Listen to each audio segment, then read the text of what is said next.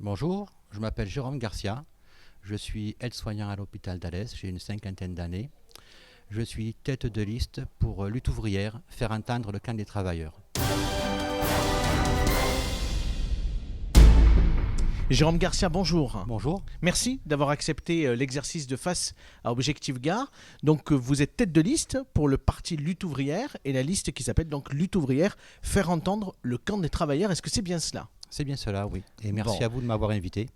Vous êtes un candidat qu'on pourrait dire surprise sur Alès, puisque je crois que vous avez déposé votre liste dans les dernières semaines ou dans les derniers jours. Est-ce que vous pourriez présenter à nos lecteurs comment vous positionnez aujourd'hui sur l'échiquier politique alésien? Comment on se positionne sur l'échiquier politique alésien? En fait, Lutte ouvrière, on a décidé de faire le maximum de listes lors des élections municipales pour faire entendre le camp des travailleurs, des chômeurs, des retraités. Parce que nous estimons qu'il faut porter au niveau des urnes, y compris dans les campagnes pour les élections municipales, la colère qui gronde dans la population, qu'on a vu surgir avec le mouvement des Gilets jaunes, qui a dû perdurer avec le mouvement contre la réforme des retraites. Et nous affirmons communistes révolutionnaires et nous sommes clairement du parti des luttes.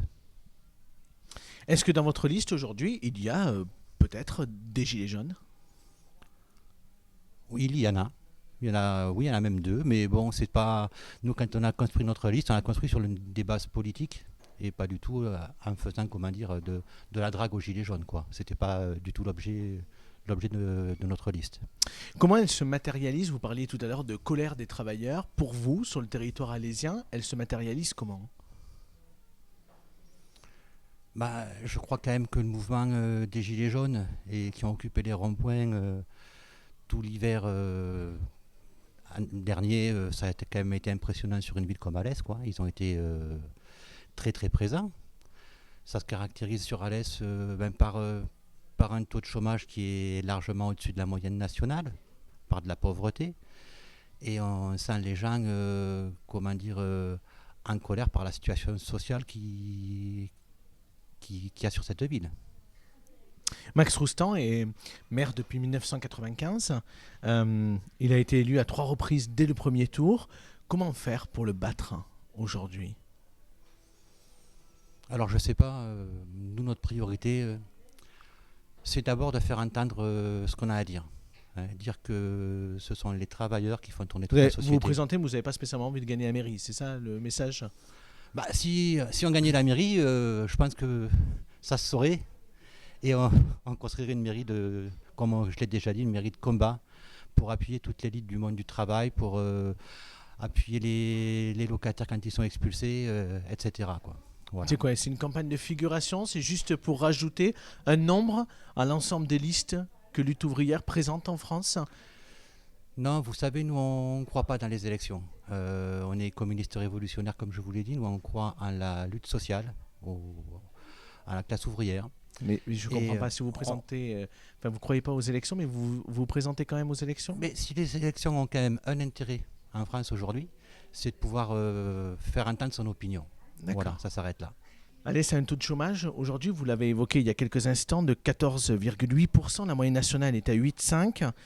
Quelle solution vous proposez, vous, pour faire baisser ce taux localement? Nous, à Lutte ouvrière, on ne fait pas une campagne locale. Je vous l'ai dit, on fait une campagne nationale pour faire entendre nos idées. Nous, ce qu'on propose à Lutte ouvrière, c'est le partage du travail entre tous et sans baisse de salaire. Voilà. Je pense que c'est quelque chose qu'il faut imposer aux grands capitalistes, aux grandes multinationales, qui rémunèrent leurs actionnaires en les gavant, et l'argent, il ne manque pas. La société n'a jamais été aussi riche qu'aujourd'hui. D'accord, mais vous ne pensez pas qu'aujourd'hui, sur une élection locale, sur Alès, les Alésiens, pour qu'ils puissent voter pour vous, ils ont besoin que vous puissiez concrètement leur proposer des choses qui vont changer leur quotidien? Vous êtes dans une approche, je l'ai bien compris, nationale. Finalement, qu'importe l'élection, l'essentiel c'est que vous soyez présent. Mais là, on est sur une élection locale. Vous avez aucune proposition locale aujourd'hui? Vous savez, je crois que les principales préoccupations des Alésiens aujourd'hui, des classes populaires d'Alès, c'est le chômage, c'est la précarité, c'est les bas salaires, c'est les retraites de misère. Non, mais le constat, non, mais le constat, je ne vous le conteste pas. Je suis en train de vous demander quelles sont vos mesures. Quand on se Je viens présente de à une vous élection, dire c'est que- qu'on a des propositions à faire. Je viens de vous en développer quelques-unes. Lesquelles? Le partage du travail entre tous, sans perte de salaire. D'accord. C'est l'unique proposition que vous avez pour lutter Non, ce contre n'est le pas- chômage à mais Alès. je vous explique que nous, si on se présente dans cette campagne, c'est pour on mène une campagne nationale. Je vous explique que le problème des Alésiens, c'est pas de savoir s'il va y avoir un pont de plus sur le Gardon ou pas. Le problème des Alésiens, c'est la misère qu'il y a sur cette ville aujourd'hui. Et ça, ce n'est pas du ressort du maire. En plus, les municipalités, leurs budgets sont de plus en plus grévés. Les aides de l'État se réduisent à peau de chagrin. La marge de manœuvre d'un maire dans ce cadre-là, elle est très réduite. Et on ne veut pas dire aux gens, votez pour nous, on va vous changer la vie. C'est pas vrai. Nous, ce qu'on leur dit aux gens, c'est si vous voulez changer la vie, mettez-vous dans la lutte, prenez votre sort en main. Voilà.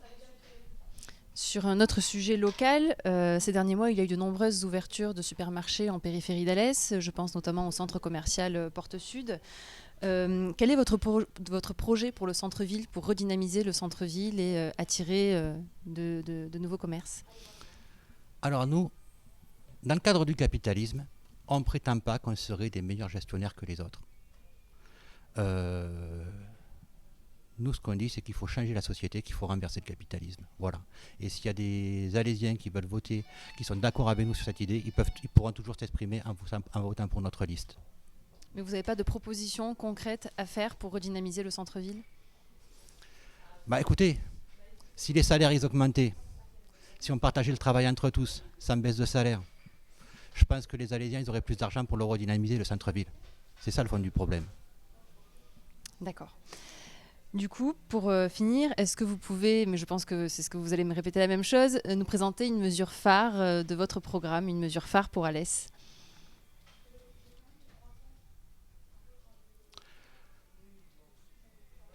Je pense que sur une ville comme Alès, il y a des quartiers qui sont nettement détériorés, qui nécessiteraient beaucoup de rénovation. Et je pense qu'une municipalité lutte ouvrière embaucherait des ouvriers alésiens qui sont au chômage aujourd'hui, du bâtiment, de différents corps de métier, pour rénover ces quartiers. Voilà, sans passer par les entreprises privées. Et avec quels moyens? Parce qu'encore une fois, embaucher des salariés, certes, au sein de la mairie, pourquoi pas. Mais après, il faut savoir comment on les paye. Vous savez aussi bien que moi, il y en a de nombreux exemples de communes qui sont endettées, qui sont mises sous tutelle par les préfectures. À un moment donné, vous allez vous retrouver coincé parce que vous ne pourrez pas dépenser l'argent que vous n'avez pas. Non, mais nous, on pense que l'argent public doit d'abord servir au service public. Et pas... Je comprends bien votre logique. Ce que j'essaye juste de comprendre, c'est si demain vous êtes maire d'Alès, les dotations de l'État, c'est l'État qui va le décider, c'est pas vous. Donc à un moment donné, vous ferez avec les moyens dont vous disposez. Donc vous ne pourrez pas tout faire. La simple question que l'on a envie de vous poser aujourd'hui, c'est de quelle façon vous allez pouvoir mettre en œuvre des projets sur Alès si vous êtes pieds et mains liés avec l'État et que ce n'est pas Lutte ouvrière qui est aujourd'hui à la tête de l'État. Alors écoutez, si demain je suis maire d'Alès, ça voudra dire qu'il y aura une sacrée prise de conscience dans les classes populaires de la ville, qu'il y aura sacrément beaucoup de luttes. Et donc je pense que le rapport de force aura clairement changé par rapport à ce qu'il est aujourd'hui. Vous pensez que vous pouvez gagner le 15 mars prochain ou le 22 mars prochain au soir du deuxième tour? Je pense qu'on peut faire un score important, oui. Et que si on est élu, nous serons, comme je l'ai déjà dit, la voix et les oreilles des travailleurs au conseil municipal et dans la mesure de nos possibilités, leur porte-voix également. Merci d'avoir à vous. accepté d'être face à Objectif Gare. Merci.